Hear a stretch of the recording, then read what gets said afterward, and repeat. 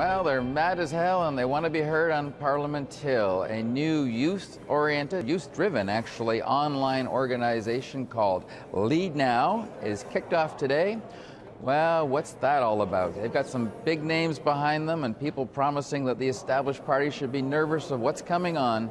Joining me to talk all about it is Jamie Biggar. He's the founder of Leadnow and he joins me from Vancouver. Hi, Jamie. How are you?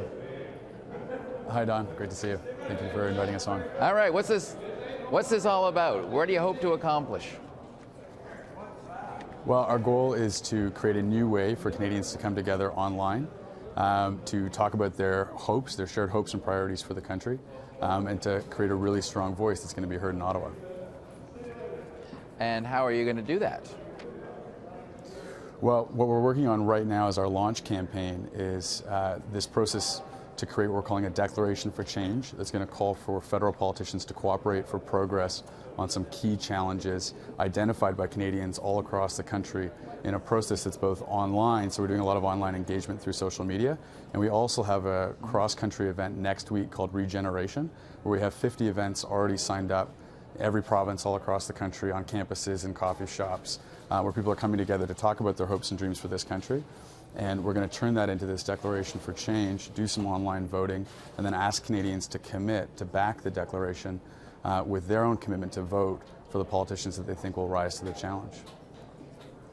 Jamie, do you have a sense that the youth, and I use the term, I guess, anyone under 25, is their voice heard right now in the established political parties? You know, I think there's a vicious cycle that's going on right now where, on the one hand, the parties know that youth don't vote as much as older folks, and so as a result, they tailor their messaging and their communications and spend most of their time listening to older voters, particularly in a few swing ridings around the country. And so youth increasingly tune out.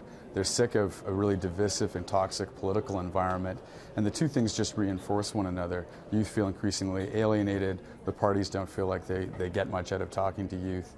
And so what we see our role as being is to come in and to create a new way for youth to come together and make sure that their voices are heard in Ottawa. And also I should add that we're a youth-founded organization, but our goal is actually to bring generations of Canadians together.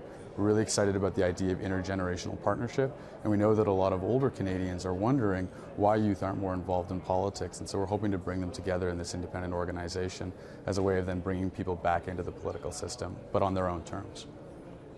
One thing to get every politician's attention is for the youth to start voting more. There's a huge apathy quotient in the young people today. Is this something that maybe social media can overcome? We've seen some cases like the Toronto mayor, the mayoralty race, and the Calgary mayoralty race where social media became an acknowledged factor in the outcome.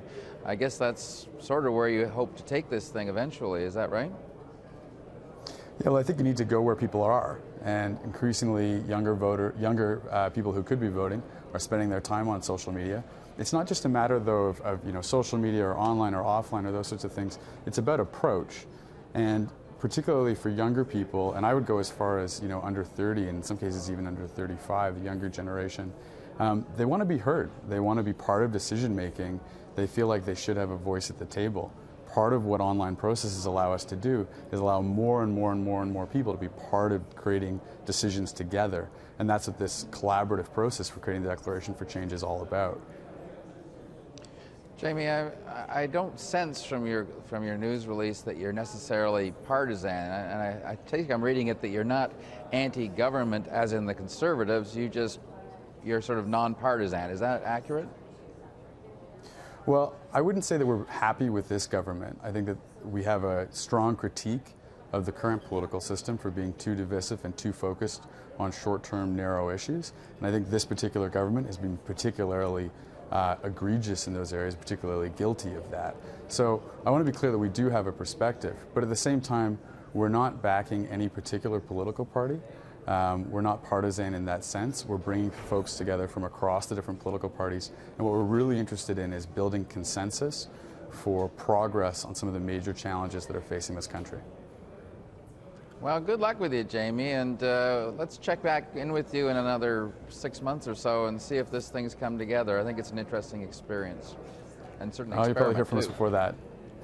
Thanks a lot, Tom. All I right, appreciate it. Jamie. Jamie Biggar, founder of Leadnow.ca.